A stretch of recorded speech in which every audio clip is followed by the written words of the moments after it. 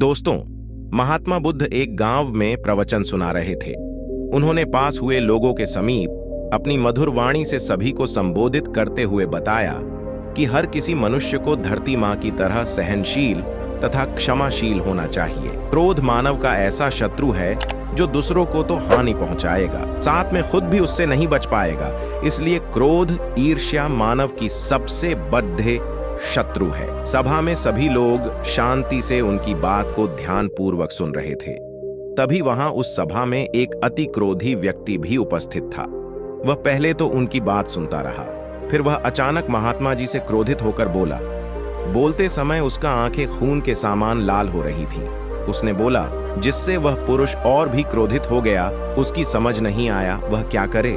उसने बोला कि तुम ढोंगी हो, यहाँ बैठकर लोगों को बेवकूफ बना रहे हो। ये जो भी तुम कुछ कह रहे हो ना, इसको सचमुच करना बहुत मुश्किल है, समझे? तुम्हारी इन बातों का कोई मतलब नहीं है। ये सब बातें कोई मायने नहीं रखती।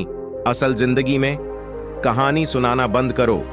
धूर्त महात्मा, और जहां से आए हो वहीं चले जाओ। ऐसे कठोर वचन सुनकर भी महात्मा जी ने उस क्रोधी पुरुष का कोई विरोध नहीं किया और न ही उसकी बातों पर कोई भी प्रतिक्रिया दी। वह शांत रहे और अपना काम करते रहे, जिससे वह पुरुष और भी क्रोधित हो गया। उसकी समझ नहीं आया वह क्या करे। तब उस पुरुष ने महात्मा जी के मुंह पर थूक कर चला गया। अगले दिन जब उस व्यक्ति का क्रोध शांत हुआ और उसे अपनी गलती का पछतावा हुआ, तब वह आत्मग्लानि में जलने लगा और फिर उसने सोचा कि उस महात्मा से मुझे माफी मांगनी चाहिए। वह महात्मा जी की खोज में उसी स्थान पर गया जहां महात्मा जी कल प्रवचन दे रहे थे। लेकिन महात्मा जी वहां कहां मिलने वाले थे। वह तो अपने शिष्यों के साथ अन्य किसी गांव की यात्रा पर निकल पड़े थे। वह पुरुष सब लोगों से महात्मा जी के बारे में पूछता उस स्थान पर पहुंच गया जहां की महात्मा जी प्रवचन कर रहे थे। तब उस पुरुष को महात्मा जी के शिष्यों ने उसे उनके पास जाने से रोका, लेकिन महात्मा जी ने अपने शिष्यों को आदेश दिया कि आने दे उस पुरुष को। तब वह पुरुष महात्मा जी के चरणों पर गिर गया। उनसे बोला, मुझे क्षमा कीजिए महाराज। उसने महात्मा जी से पूछा, क्या आप भूल गए हो कि मैं वही जिसने कल आपका इतना अपमान किया था?